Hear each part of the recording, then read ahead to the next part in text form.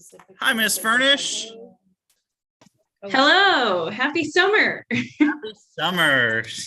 So we're going to go ahead and get started. I'll get the agenda pulled up and we'll get you started. Can you hear me okay? Yes, you're good. Awesome. And I just sent you the document I'll be typing on in case something happens and I get disconnected or whatever. But I should be Sounds good. good. Okay. Jan, can I take a pen up?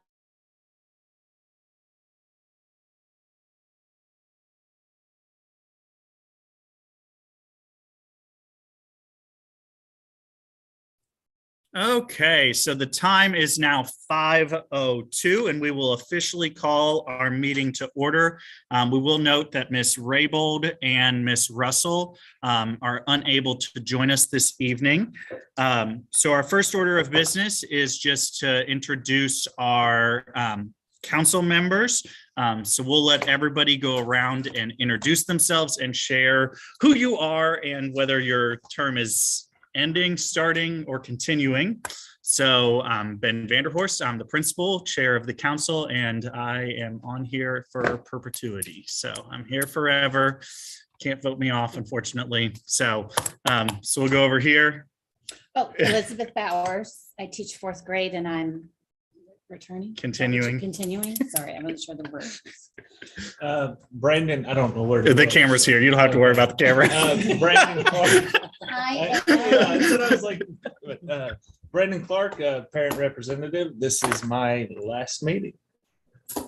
Dana Gherkin, parent rep, and I'm shadowing and I will be starting in July. My name is Lauren Hill. I'm a parent rep and I am starting in July as well. Jen Lane, librarian, SDC, Chromebook person. I'm starting in July as well. Like, what else do I do? Okay, Helen, when I'm first grade, continuing.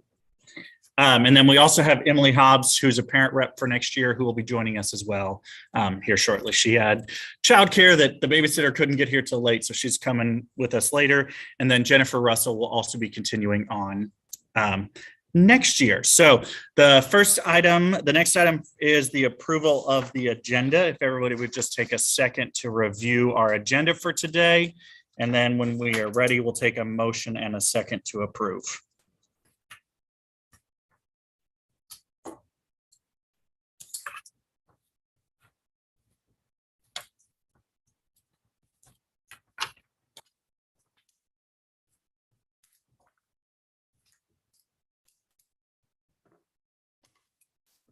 I'll approve. Or Okay. Make a motion. A motion to I'm approve so by bad at Ms. running, I know Bowers. who I am. Seconded. A second by Ms. A. All in favor of approving our agenda for the night, please say aye. Any opposed? Motion carries. The next item on our agenda is to review the May 10th meeting minutes. So if everyone wants to take a second to review those, and then we'll take a motion and a second to approve.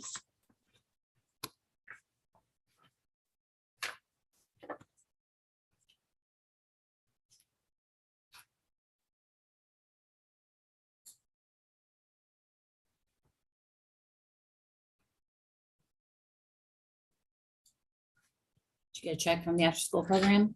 You're jumping ahead. Not yet. It's coming. I emailed. I'm reading the minutes. I have emailed about the check, Still waiting on a check. and that will stay still waiting on a check. No, they got it to you last year, right? Or In the fall, in the fall? yes. Okay. They apparently had the meeting 2 weeks ago, but right now I would rather them not bring it to me, because if they bring it to me, I have to go to the bank. But if they wait until Barbara gets back, then Barbara has to go to the Oh, there bank. you go. So I'm all for them waiting at this point, because Barbara's not here to go to the bank.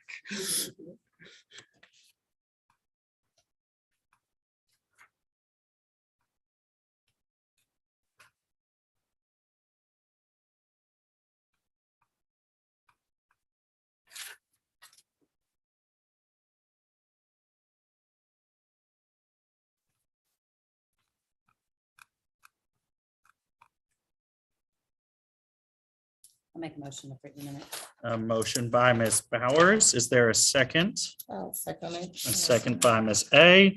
All in favor of approving our minutes from last month's meeting, please say aye. Aye. Any opposed? Motion carries. Okay, moving on to our next item, which is good news report. It is the summer, so there's not a lot going on. But as we finished out the school year, we had School Nurse Day. We completed the Kentucky Summit Assessment, and I will say we had all of our makeups done by the first day of makeups, which is almost unheard of to be done so early in the window. We had so many field trips that I don't even remember who went to where, when, and how, and it was cold and rainy some days, so some people didn't go. So lots of field trips. We had Fun Day.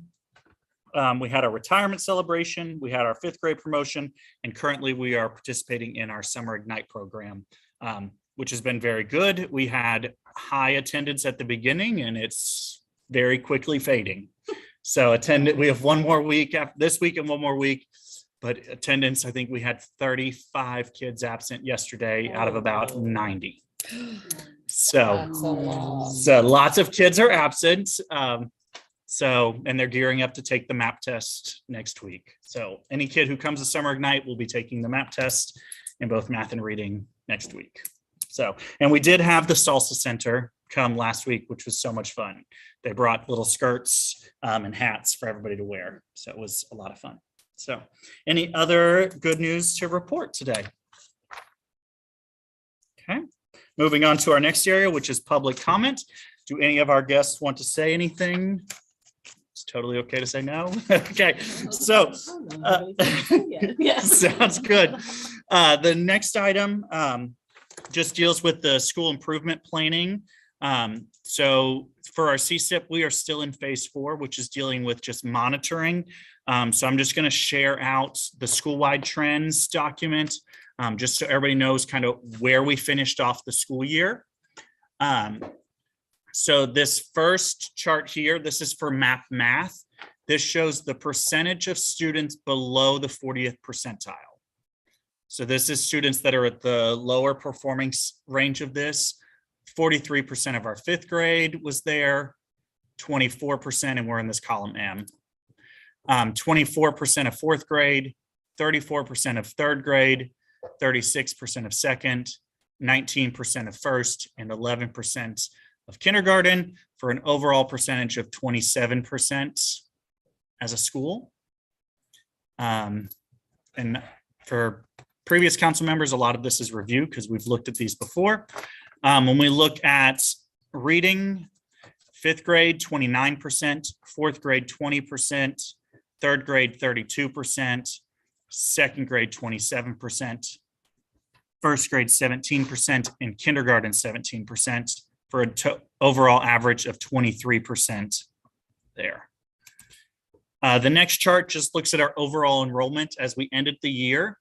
At the end of last year, 1st grade topped us out with 94 kids as our highest grade, followed shortly by kindergarten. And then you can see 2nd through 5th averaged about 75 to 77. So we had a total of 481 students on the last day of school, which is dramatically down from, you can see previous years, 590, 580, 590, 563, 501, 481. So big hit during the pandemic, and we haven't seen those kids come back. There's a big correlation between our international enrollment, where people have not been able to get in from other countries to go to UK. Yeah. So we have not seen the influx of international students with their families. You can see the breakdown of ethnicities. About 8% are Asian, 11% are Black, 22% are Hispanic, 6% are other, and white is about 53% right now. English learners, we had 28% of our students are active. 5% are RFEP, which are students who've achieved language proficiency. They're still struggling, but they have language proficiency. So 32% of our kids are EL and 67% are not. When we look at gifted and talented, this past year, to end the year, 24% of our students qualified as gifted and talented. And that includes primary talent pool. 75% of our students are non-gifted and talented. When we look at free and reduced, They have talents. they just not formally Makes them identified sound talents. So 46% of our students fall in the free category. Reduced is 4%. So combined, we're at about 51% free and reduced. Paid is 49%. Good news, I found out at the beginning of June that we will be continuing as a CEP school for next year, which means students will still get free lunch and free breakfast every day. I was really worried when we lost Title I status that we were going to lose that as well, but the 50% is the mark. So we're staying right at this mark for that. When we look at special education students represent 14%, 15% of our kids, and non-special ed are 85%. So that's kind of just some general information. Move. No, I don't want to poll. Move. Okay, office discipline referrals. So this just shows the percentage of students where we got the most referrals from. So our highest number of referrals came from 5th grade. They had the most number of unique kids get referrals.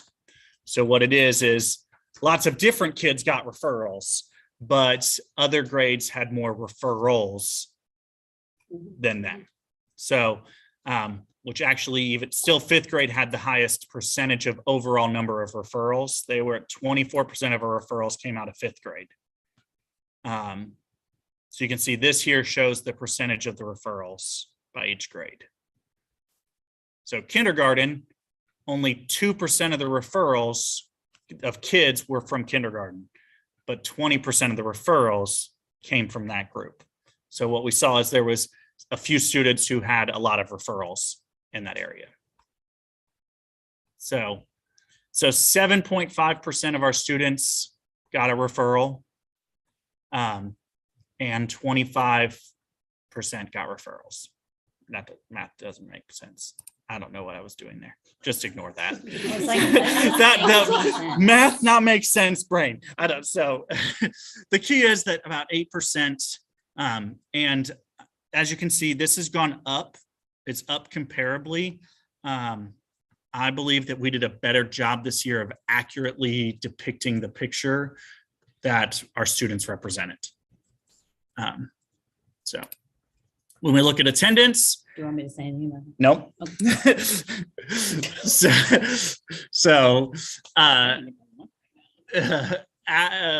So attendance, district goal is to be at 95%. As a school, we were at 94.91%. We were so close.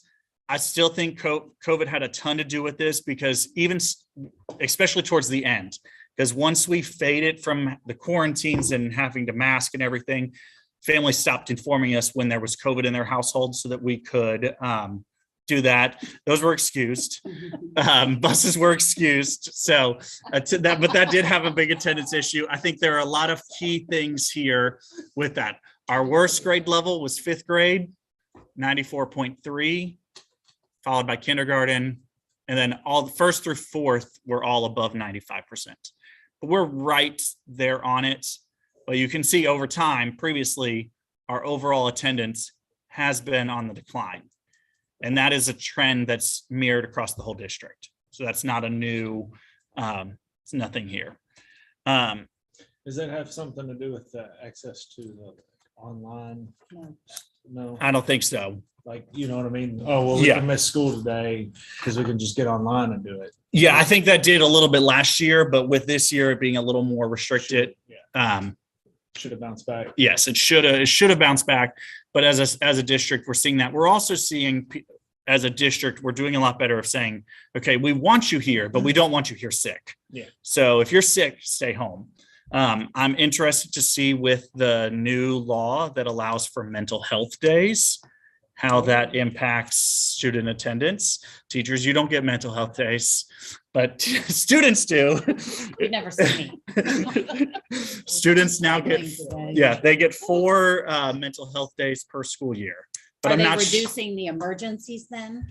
That's what I don't know is it taking the place of other parent notes, or do you get all those parent notes and then forks in addition? Interesting. So, Okay. yeah. And I don't know the Can't you impact that just get that's, old people and be like, "Remember health day?" yeah. And I don't know how that's going to deal with truancy because that's just another component. Maybe they'll just replace the blanket emergency with those. Yes. So, Yeah.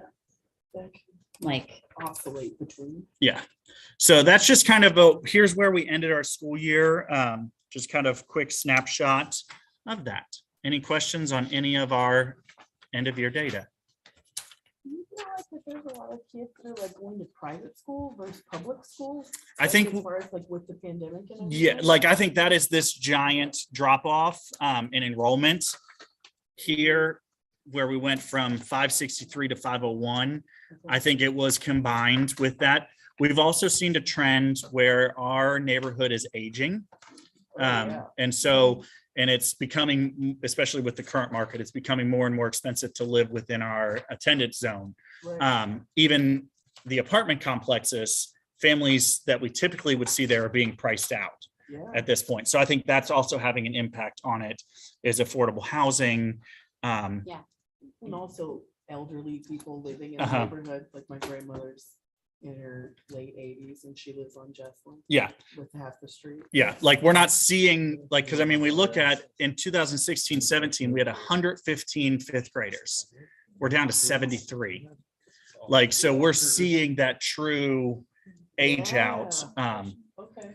Where it's harder for new families to move into the region and things like that. So we may see in the future attendance zones may change. We also have the compound coming that is charter schools that could throw a whole nother wrench in attendance for schools because it's another option for families. So I am curious if UK is going to take more students because that has been and then the ones that are here are not being renewed. uh-huh. Like a lot of their visas are not being renewed, so they're going other places.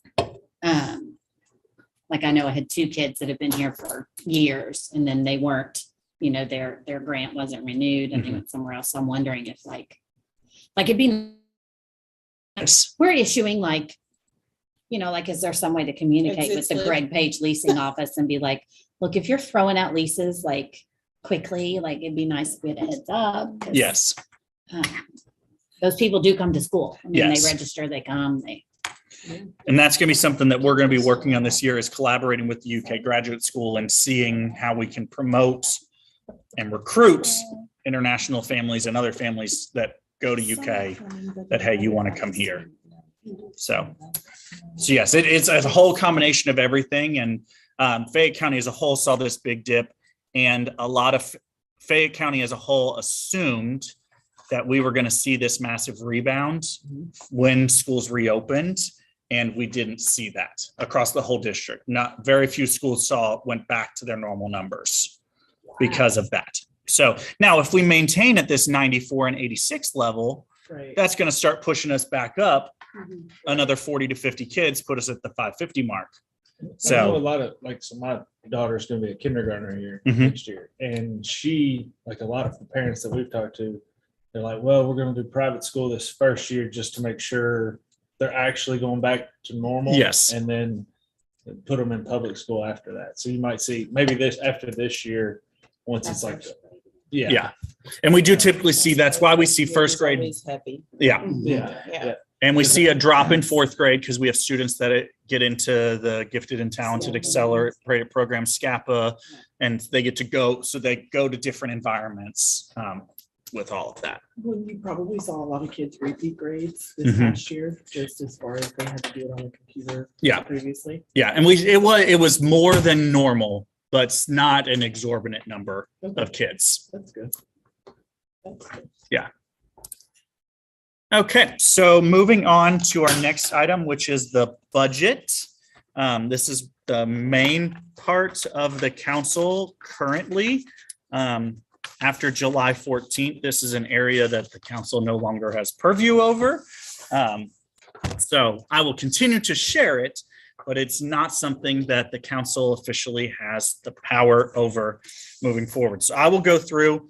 At this point, our books are closed. We can't do anything. So we're just kind of waiting on the dust to settle and make sure that everything's cleared out. So the first part is the sideways part, this one, which I did not rotate it.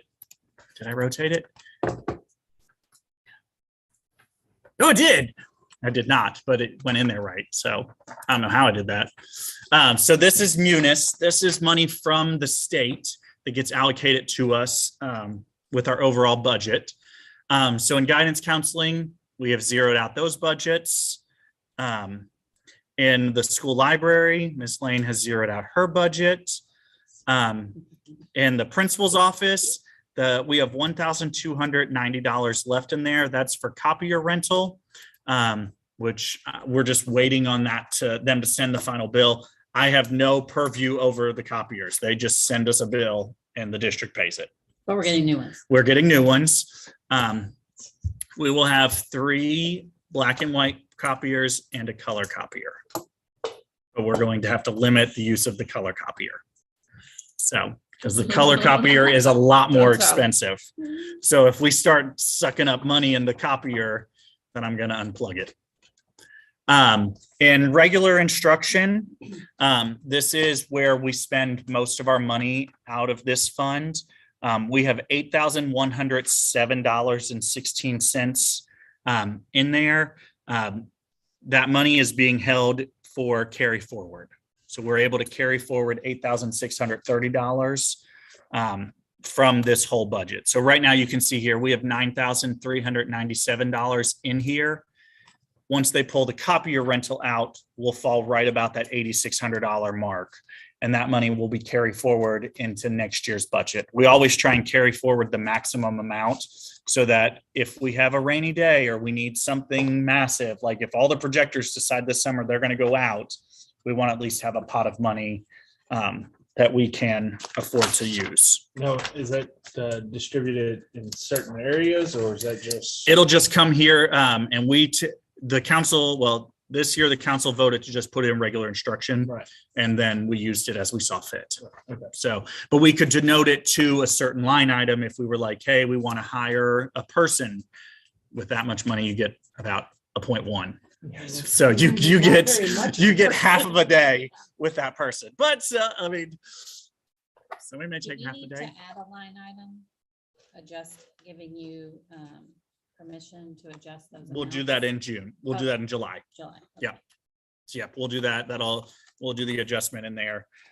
So the next area here, now we're moving into other fund 1. So this is money. These are district allocations. So carry forward, you can see this is where we carry forwarded money from last year. And we got that down to $30.85, which I'm going to use my P card and order something off of Amazon in the next week so that we don't lose that money. So fee waiver, this is our money, but it is not our money. We can only use this money if we actually ask families for it and they qualify for fee waiver. So we were allocated $4,545. We used $2,800 of it. We requested 28, so we recoup that money back into our district accounts rather than families having to pay those funds. This is for things like field trips, funds, anything that they were asked to pay for. This pays for that for them. So unfortunately, this $1,742, it's just gone. We don't get it back. We just have to say bye-bye to it. So that's why we don't want to ask our families for money, but we also want to make sure that we're getting as close to this amount so we don't lose this money. So Where does the money go? back to the district, and it goes into the district general fund. Okay. So. Okay. So the next is supplemental duties. There's currently $2,974 in there. All of that is being paid out in salaries that pays out through August. So that will all clear out, nothing to worry about there.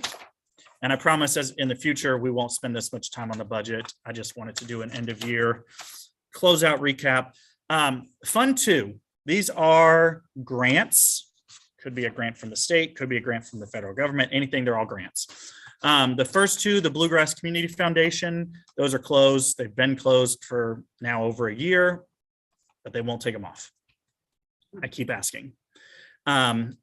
ESS money, right now we have our full budget still sitting there, this $13,078. We are able to use that through September 1st. So we are using that to fund extra teachers for Summer Ignite.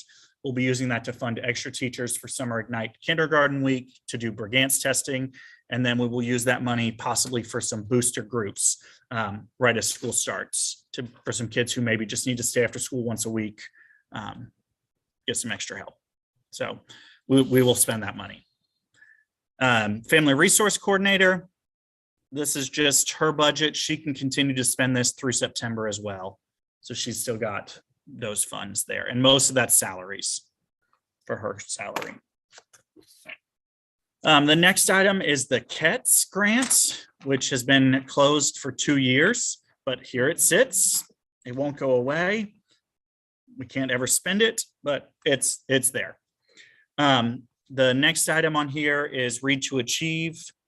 This is a grant from the state, which we did receive again, and we'll talk about that in a little while. We have $9,800 there, but that's all being paid out in salary. Title I, you're going to see 4 parts of Title I. There's Title I parent involvement. There's 2 of each. Ignore the first 2 because the first 2 are zeroed out. When you get to the 310I one on page 8, that's the one that we actually have to work with. This currently says we have $46,514. We do not. We have 17. All the rest of that is funding out in salaries, but we have been approved to carry forward that $17,000 into next year.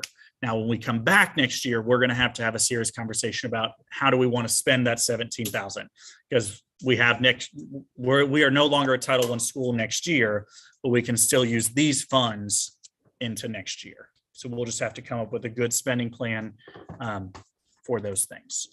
And then the parent involvement, same thing. We have $400 there, but we can carry forward that money as well to use next year. Our big chunk of money is in this elementary and secondary scheduled emergency direct services grant, which is also known as ESSER. This was a federal grant. And you can see if you look between the 2 parts, between instruction and ESL, we had a total of $148,000 in there. That is moving into next year as well, and we are spending all of that on salaries. So all of that is just salaried money being paid to get extra staff for next year.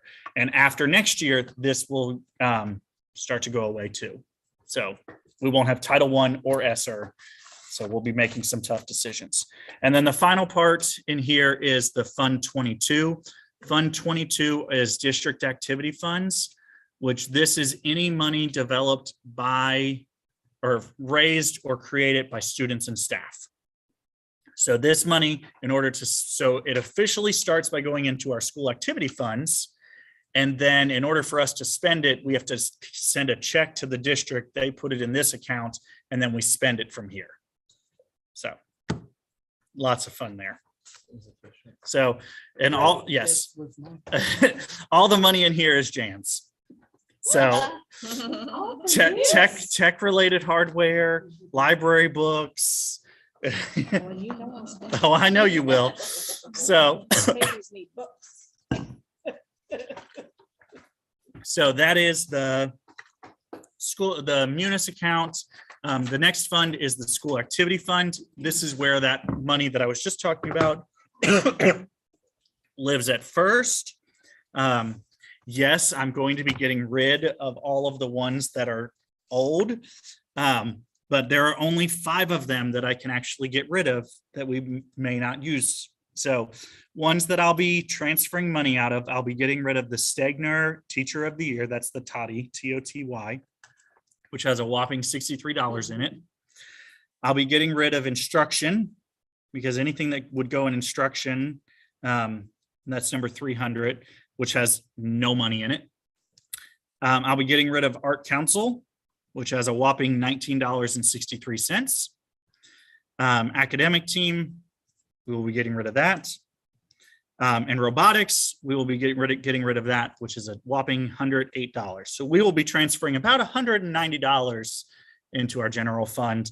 I will be getting with all of the club sponsors as we start the year to come up with a realistic spending plan for this money. Because as you can see, we have $46,000 sitting here that we need to have a good solid plan for with it. The energy award, why is that sitting there? Energy award, we get that one they just keep giving us. Oh, Then leave it there. Yes, we don't want to get rid of that. Like we should spend it. And what I'm going to be recommending to spend it for is purchasing picnic tables, like nice picnic tables to put out here in this area outside. So okay. Sounds good. So yeah, we can do all that and but getting Maybe some buy nice, some, like, bolts. to yes, keep like it would be around. bolted into the ground and things like that. So, but and I'm talking like nice, like good that kids could go out there and you could have class Well, out there. it's And supposed to, I mean, like, that was supposed to be an outdoor class. Remember, it was gonna be an outdoor class. that's all. They just fill any space and say it's an outdoor classroom. It's got some concrete, Yeah. So. But in order for us to actually make it a usable space, we want to do that. So that's something that we want to use. They were asking before about the after school. You can see they gave us a check for $16,681 in the fall. They're supposed to be giving me another check for a similar amount. I don't know how much, I don't know when, but they can keep it until Barbara comes back. So that she can take care of that. But we can use that money to purchase larger things and things like that. The PTA is graciously purchasing us more of the ViewSonic boards. With this money, we could probably afford to finish out the school, but my fear, and I think Jan's fear, is that the district is then going to come back in a year and say, hey, we're going to buy them for you. So that's our fear. That's what happened with the smart With the boards. very That's what happened with the expensive smart school that they're boards. Building, they just approved the funds for that. So Exactly. I wonder if they'll have the money. Yes. So, so the goal is that we're going to get a good spending plan for these items. Like orchestra, they use that to buy new instruments, which that buys the $1,000 buys about one instrument.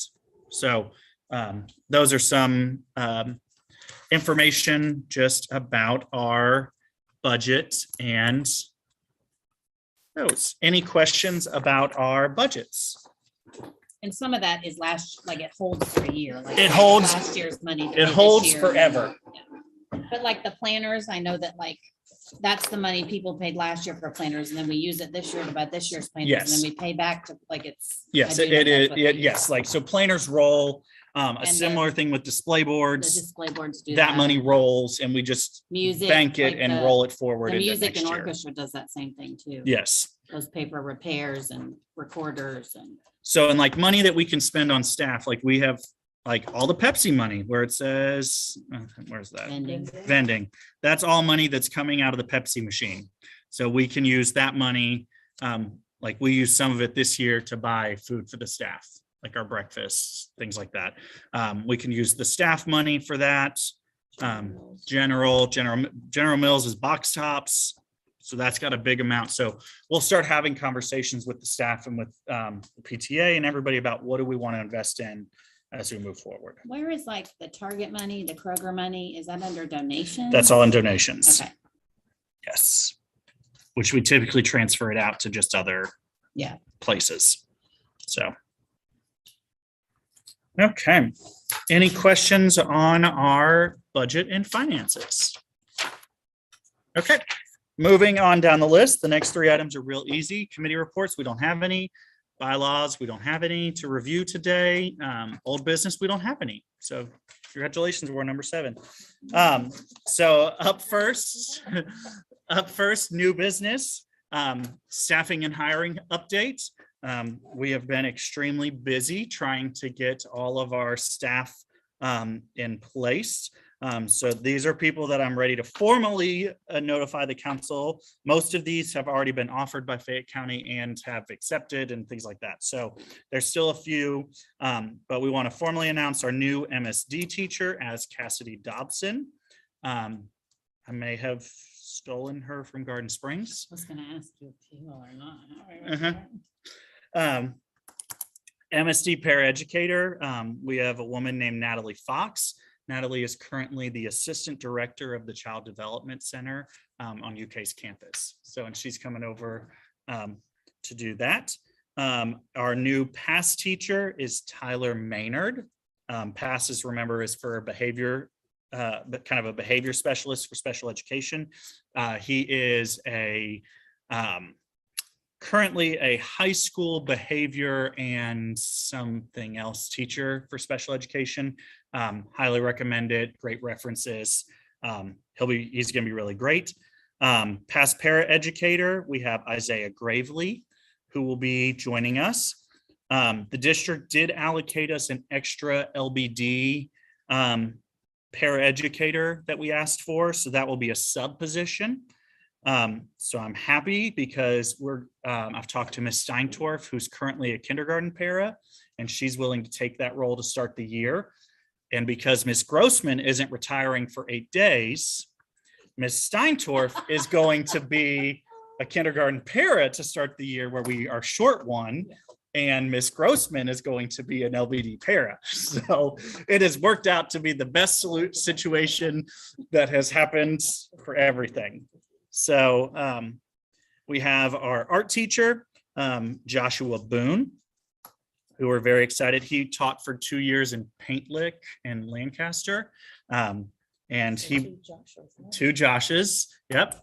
So he's Joshua. He's going to be Joshua. He's Joshua Daniel Boone. So he is related to Daniel Boone. Is what his grandfather told him, and he believes it. So, Which is all right. That's great. I mean, he's really nice. Does he know where he's buried? I think so. He's got a 6-week. You know that whole thing, nobody where Daniel Boone's buried? He's got a newborn baby. So he's very excited to be joining us. Does he live here? He lives here, Oh. and he'd been commuting an hour to Lancaster, and he wanted to be more involved in the community, and he couldn't feel like he could do that and be with his family here. I believe I talked about this before, but the district did increase our mental health specialist from a full-time to 1.4. So we have Marley Moore, who will be coming back to us. She was our social worker previously, but she'll be coming back as a mental health specialist for next year. She was at Julius Marks. So, and she'll be splitting, she's 3 schools in this mental health role. So the Julius I'll come back Marks. to you, Helen. So I have a picture that I can show you at the end. So, and then our new orchestra teacher, he's not new to Fayette County, he's just new to us, is Kevin White. So he'll be, WHIT. Yep. Okay. So positions we still need to fill. The district did increase our allocation for preschool paraeducator. So we are now going to have 2 paraeducators in our preschool. That seems logical. So- Yes. She could have used that, so. Absolutely. So last year, well, what it was in the past is they would give us subs when we needed them, but you could never get someone to sub for it consistently. So now they're just giving us the position so we can actually staff it. So I'm waiting on the district to actually post that position so that we can start our process of doing everything. But the other person is coming back. That was. Yes, okay. yes. And when we interviewed for the MSD paraeducator, we had a second candidate who we really liked, who's a current preschool teacher as well, who's interested in that position. So we do have a lead on somebody for that role. We also will need to find someone for our permanent certified sub and our permanent classified sub. But we kind of wait till the start of the year, till we get closer to the year to find out who hasn't gotten positions and who would be willing to take that. So, and then the last position that I believe we are going to be hiring for, I'm still waiting on official confirmation, is for a first grade position. I have met with 40 candidates in the last week to try and figure out the best people, and I've narrowed that down to 8 candidates that we'll be interviewing tomorrow. So the 8 that I narrowed it down to are really strong. So it was very difficult with that.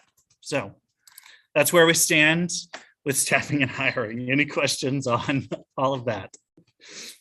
You know if these people have been put in the system yet? No, they have Okay. not. Okay. I keep checking. Okay. I'll let you know when they pop in. Okay, so the next item here is the SBDM legal updates. For those of you that were on the council this past year, you guys, I went over some changes that were fresh from Senate Bill 1, which made some massive changes to the way SBDMs are structured. So at this point, the Kentucky Department of Education has now put out their guidance document. So we're just going to talk through that a little bit. Again, I'm still learning things and still growing in my knowledge and how this changes. And I believe that there are cases filed in the Supreme Court with Kentucky over this legislation, but I don't know where any of that stands. So this all goes into effect on July 14th. So between now, that is when Senate Bill 1 goes into effect. So Senate Bill 1, what is, so if we'll kind of just run through these questions, I'll talk briefly about them. What does it change in regards to curriculum selection? So previously, curriculum selection was in the power of the council. Councils could choose whatever curriculum to do and to adopt. However, now this is moving to the superintendent.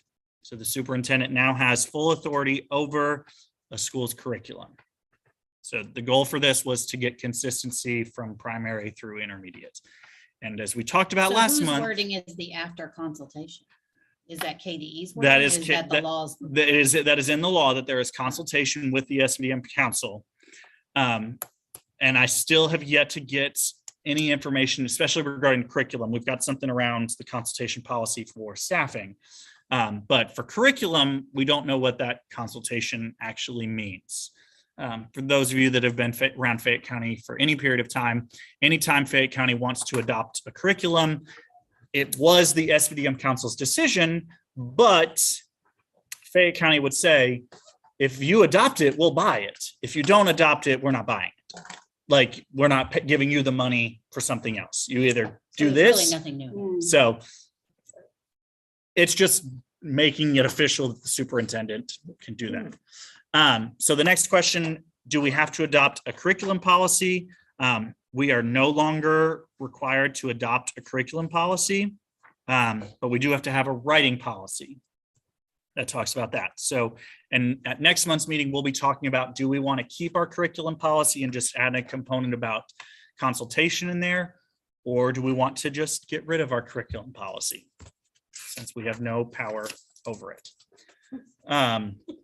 So, and pretty much it says, if with question 3, what happens to my school's curriculum policy? It says that our policy has to reflect whatever the Board of Education's policy is. So it's they are moot points. So question 4.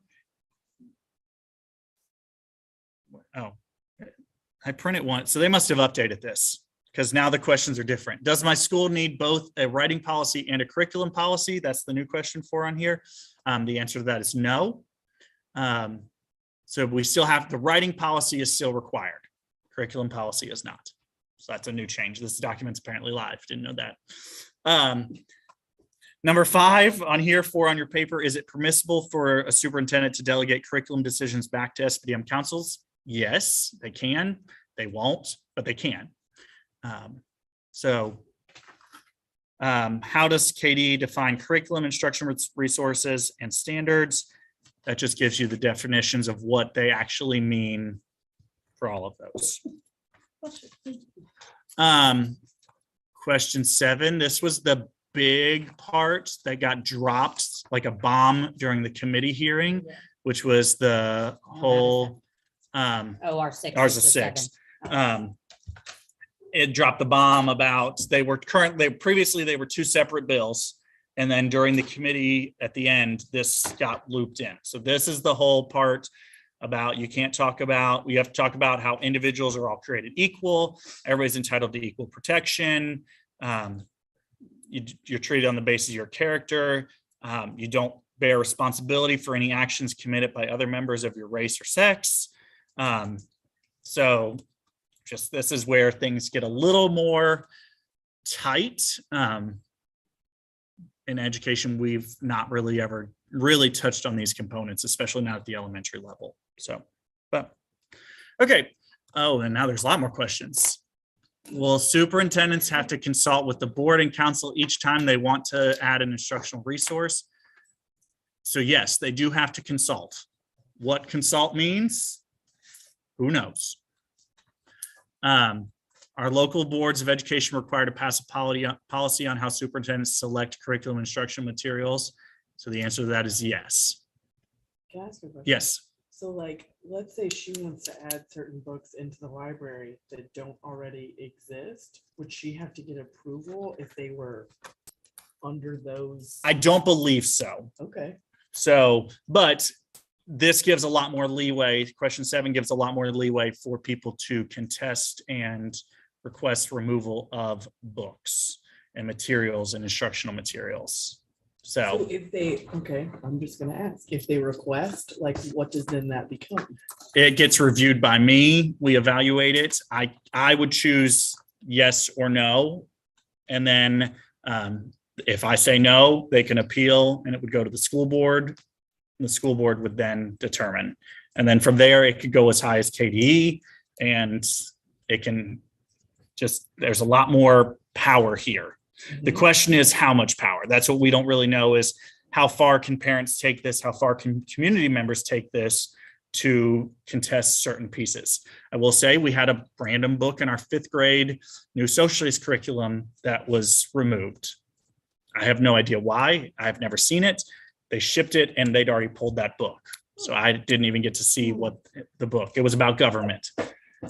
So there was something in there that was slightly offensive to somebody that they chose to remove it. So, I shall not. yeah. Okay, so that's kind of around curriculum. The next area is principal selection. This was the other big area. Hopefully, nobody at this table will have to go through principal selection anytime soon. Or within the next 4 years. Anytime soon, 10 years. I told you, 4 years. Cut off. Look, it's like the triangle of cut off. Bye. Do whatever you want after that. So in summary, what has happened is in Senate Bill 1,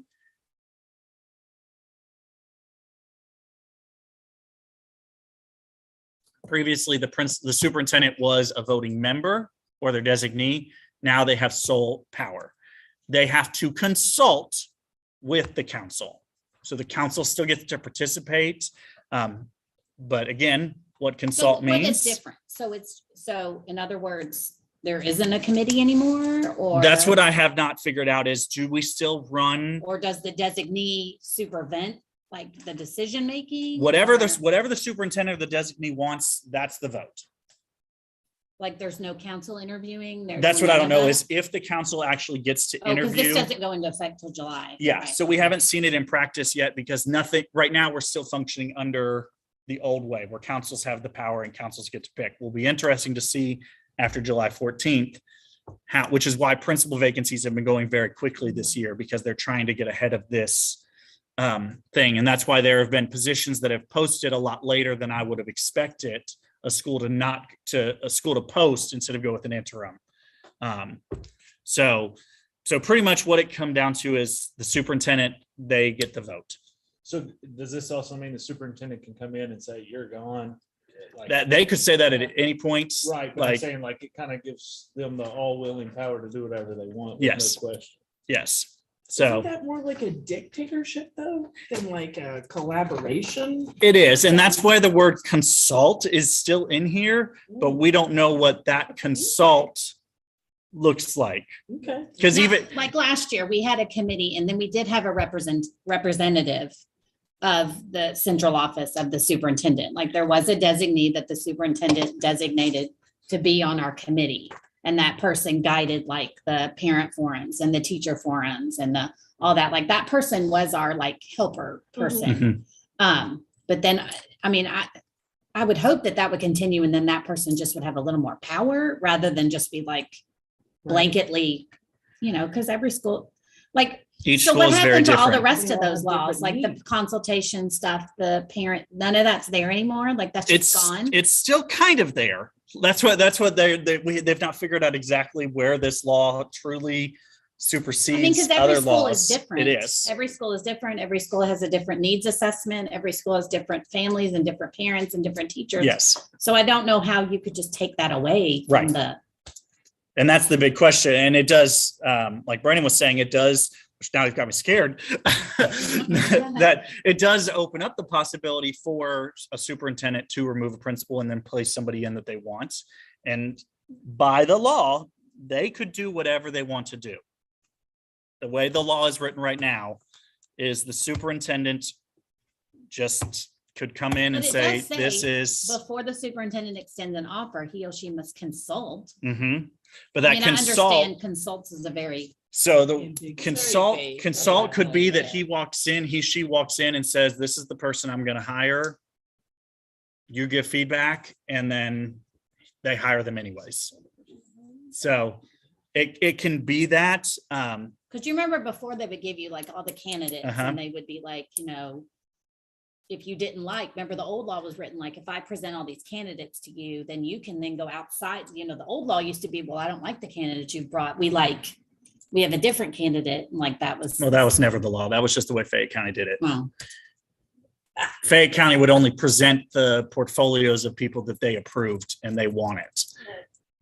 But the council could request to see more, which was illegal.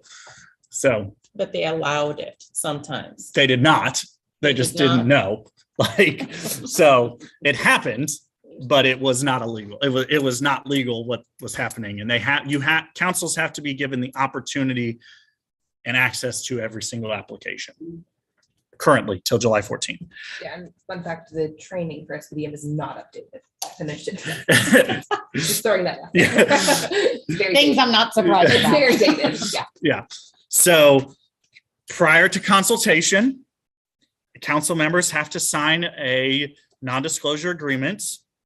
And if you disclose any information, you may be removed from the school council. So must we create a principal selection policy?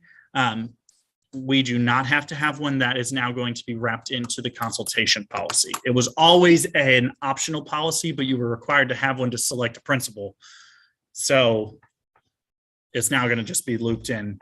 But the interesting thing is, it says we have to comply with the policies on principal selection, but we can write what consultation means. So, but it does say meetings, timelines, interviews, review of written applications, review of references. So this next one, what happens if it goes into effect and they're still in the process? That means the district, the superintendent can choose whether they want to let them continue or they want to go to the new IPIC. Question 5, can the superintendent delegate principal selection back to the SBDM council? Yes, so they could give it back to the council. When consulting with the council prior to a vacancy, will they follow the consultation policies? Yes. It says we can write in the meetings, timelines, interviews, things like that, but then we also have to be in compliance with the Board of Education. So if they write something different, we have to comply with theirs. So, does Katie have a model policy? Yes, and that is in your packet. I'll show you at the end. And we do not have to adopt the model consultation policy. It's an option. And we have to revise our consultation and principal selection policy into one. Okay, council policy alignment. Is the Senate Bill 1 language on council policy aligning to board policy different than the intended language in the previous version of the statute? And this says it has been amended to emphasize that school policies not only enhance student achievement and meeting a school's goals, but policies also must meet the goals established by the local Board of Education. So it has to be there. And then this is new. Budget determination, who's responsible for determining the appropriations for instructional materials? The superintendent. And the superintendent, according to the law, can say you must adopt this, but you have to figure out how to pay for it legally. That's not very helpful. So that is the way the law joyously is written. So we will continue to learn about this law. It has made massive changes that are going to be very interesting. So we will see how it goes. So, okay, so the next item is the professional development plan. This just shows our PD plan, and this will need to be approved by the council. This is for next school year. So we're required to plan for 24 hours of professional development.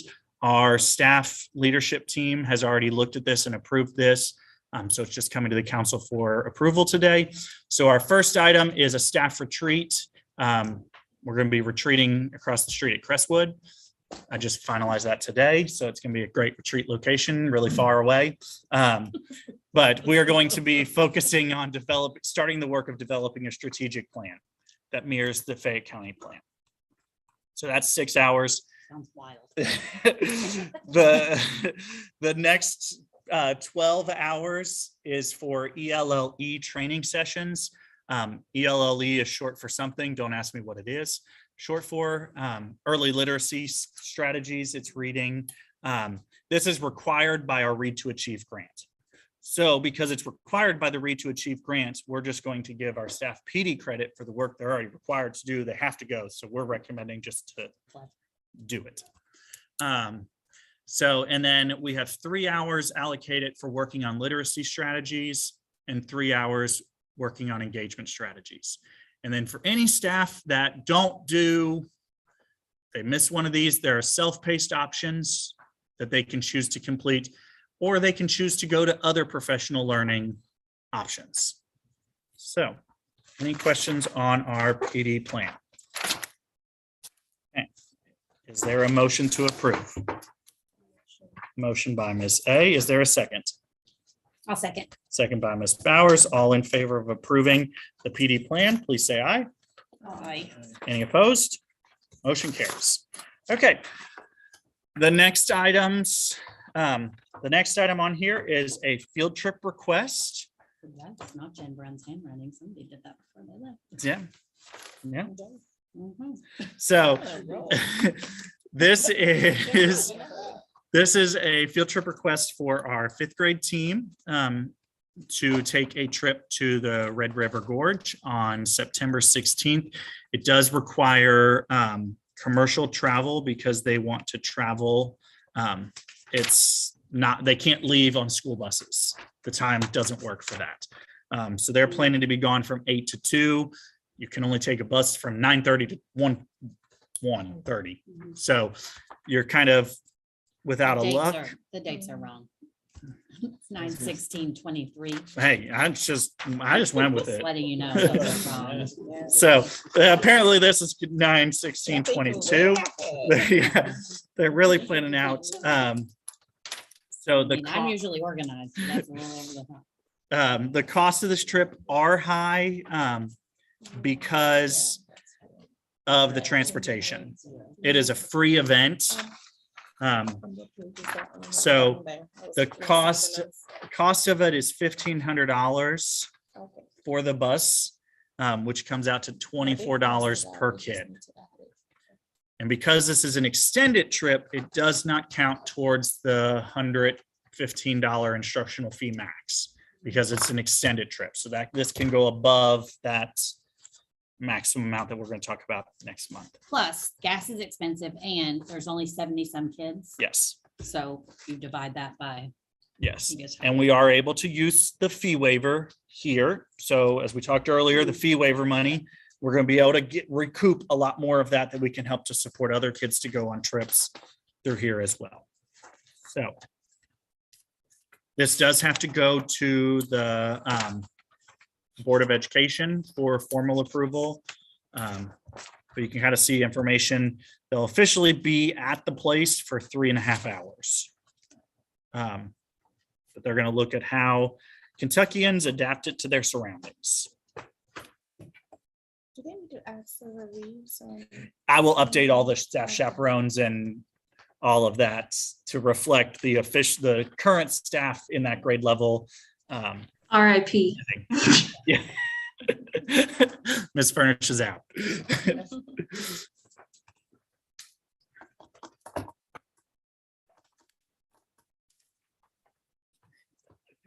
Okay. If we are in favor of this, I just need a motion and a second to approve it. You know, these numbers don't match either. It's $24 total. That came later. It's like 1,500 here, 24. The Yes. district's gonna kick this. And I'm updating all of that. So it's $24 per kid, which covers everything. So I'm gonna adjust it all. Okay, I was gonna say, because nothing matches. Yes, nothing matches right now. It was we were trying to negotiate with Miller Transportation to get them cheaper and they wouldn't luck go with that. cheaper. So this was For a school. this is, so, okay, so there's a motion by Mr. Clark to approve. Is there a second? I'll second. Second by Ms. Bowers. All in favor of approving our field trip request for 5th grade, please say aye. Aye. Any opposed? Motion carries. Awesome. Okay, the next item is the world language statement of assurances. So you can see here each year, so we are given a grant by Fayette County Public Schools for world language, which pays us for our special education, or not a special education, our Spanish teacher through it. And so this just says what we have to do to get that free teacher for it. So we have to has to meet 2 times a week for a minimum of 50 minutes. Thank you to Miss Lane for being adjusting flexible. She splits her time so that they go to Spanish and media throughout that. There is a common curriculum that she has to use. And then there's a common assessment, which is assessed at kindergarten, 2nd, and 5th grade. So we have to approve this, and then the council members have to sign off that they approved it, because they don't trust that I've done it with you. So is there a motion to approve our world languages assurance? Motion by Ms. A. Is there a second? I'll second. Second by Ms. Bowers. All in favor of approving our world language, please say aye. Aye. Motion carries. Okay, so I'm gonna pass this around. Just sign your name on there. Everybody or just the current? Just the current people. The new ones aren't official yet. Okay, the next one is our Read to Achieve District Assurance Statement. There is a ton of information here.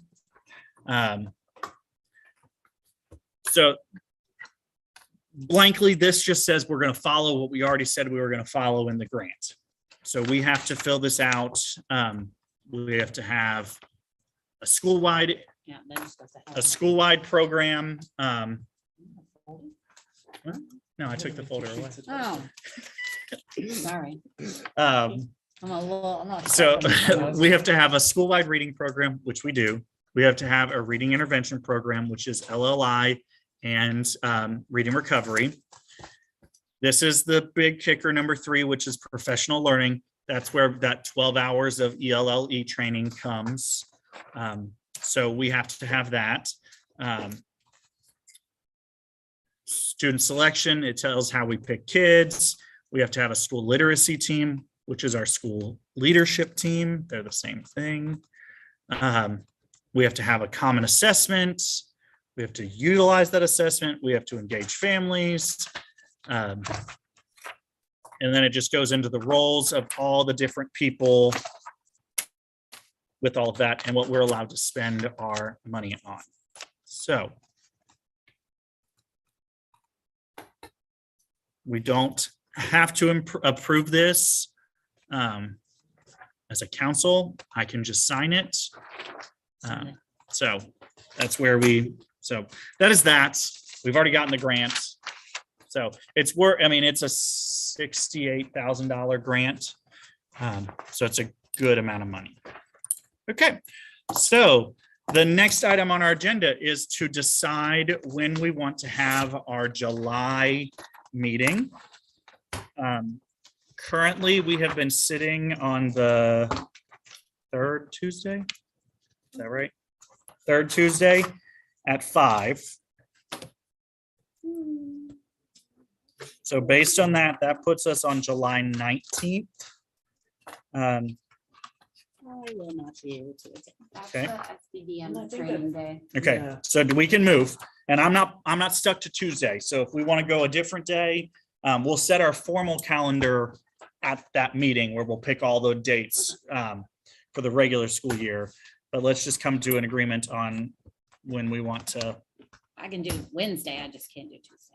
They're doing the training for newbies for us is the 19th and the 20th. Oh, okay. So let's just throw out that week. If we want to look the next week, how about Tuesday, the 26th? I'm out of town that Gosh. I'm okay. I can't do But that. like, Okay. either. What about go back a week? for That day the doesn't work. for me. 12th? What about Tuesday, July 12th? I can zoom in, but I will be up taking care of my parents, so. You have to be live on camera. Okay. You can't have, your picture must be shown the entirety of the meeting. Okey That's dokey. what the law says now. I don't have a problem with that.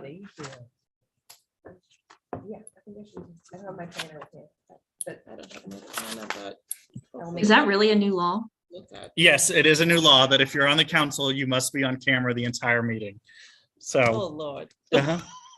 if we're Zoom, if we are live Zoom, because we're here, Oh, yeah. nobody has to be on camera officially. So let's say July 12th. Do we want to do 5 or do we want to do early? I don't think I can do early. 'cause I don't can't Five? think I'm in that Okay. cell. Okay, so we, I have to check that too. we'll say That's what I'm July saying. 12th at 5 PM. I have to check that. That it will be a special called meeting because we haven't set our regular schedule. So once I set the agenda will stay as is. But we'll plan on that from there. The next item on here is just to make sure you do your So Wonderful training. So much fun. So if you haven't signed up for one, sign up for one. These are the ones that are on here right Those are now. in person. Yeah, they're all in I don't wanna person. do that. No, I took my mind. So Freshies are in person. So is that. But we Hold on. need to do one. they sent out some online option. No, you had an online option. For- You just you were too late to get into the online option because you missed where you got, Oh. I want the in-person one Oh, that because is I up to was date. part of the special. yes, you were the special election. I gotcha, I gotcha.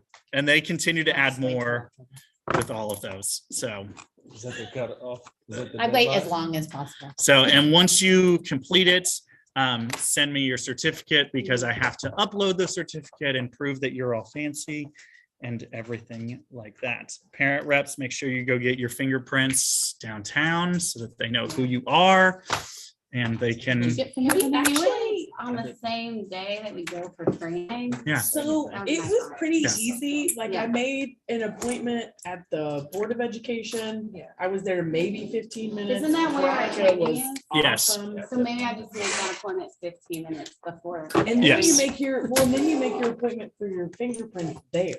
So I picked same day. Yeah. Like Oh, went in the yeah. next couple Oh, hours. I have to look into that. Yeah. Yeah. The place I went to was on Burt Road. Yeah. Yeah, it was really easy. It's really- it's- I want that job. Okay. Make a law where people have to do something. but Uh-huh. I get to pay If for they it. don't make you do it to get the, like, when you do the background check. to Yeah, no, they don't help care them. about that. Yeah, like, 'cause I'm like actually helping and. Yeah. Well, now I'm we, like, there's when you nothing. come in, we are running a background check every time you come in now through Raptor. So if you get a picture, if you get a Isn't that badge with a through your, like, picture, your They give it license. to your thing. it I think that's does, cool though. it does a sex offender check. You So, would think like. yeah, you would think, previously, I uh-huh. would've had my fingerprints done. Yeah. Never. Yep. We're gonna try to figure out. Yep. Here. Okay, so just some other agenda items. I want to say a thank you to Mr. Clark for all of his wonderful time on our council. Thank you, thank you. It's been a pleasure. I'm sure the pleasure was all ours. We also want to thank Ms. Raybold for her time. She's moving on to SCAPA with all of that. New members, you guys got your binders. Old members, you got to rebuild your binders, get rid of all the old stuff, do all that. So for next month's meeting, please try and review your state regs that are in there. Pretty much review what's in the binder. So review the state regs. I still owe you the open meetings law, but that doesn't update till next week. So I will get that to you. Look over the CSIP. So much fun. Look through the bylaws and the policies. We just revised most of them this year, but we'll be going back and relooking at all of them. And then in your second packets, wherever that went, your supplemental packet, maybe I don't have one somewhere. There are two things. Sure, just to look at real quick. Oh, that's right here. It's right here. I got it. So the first thing is the sample consultation policy from KDE. So that was in that little packet. Just review that. I will send you a draft policy for that one prior to the meeting. So you'll have an idea of what I'm recommending, but just review that.